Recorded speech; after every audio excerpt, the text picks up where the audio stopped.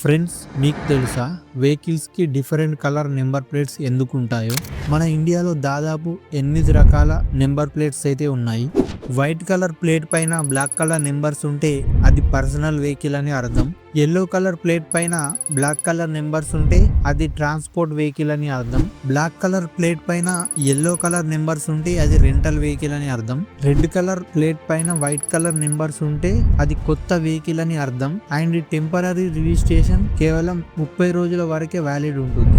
Green colour number plate ఉంటే అది electric vehicle అని అర్థం. అండ్ ఇందులో గ్రీన్ కలర్ ప్లేట్ పైన ఎల్లో నెంబర్స్ ఉంటే అది కమర్షియల్ వెహికల్ అని, వైట్ నెంబర్స్ ఉంటే అది ప్రైవేట్ వెహికల్ అని అర్థం. బ్లూ కలర్ ప్లేట్ పైన వైట్ నెంబర్స్ ఉంటే అది ఫారెన్ మిషన్స్, ఎంబసీస్ సంబంధించిన వెహికల్ అని అర్థం. బ్లాక్ కలర్ ప్లేట్ పైన వైట్ కలర్ నెంబర్స్ ముందట అప్వర్డ్ డైరెక్షన్ లో ఆరో మార్క్ ఉంటే అది మిలిటరీ వెహికల్ అని అర్థం.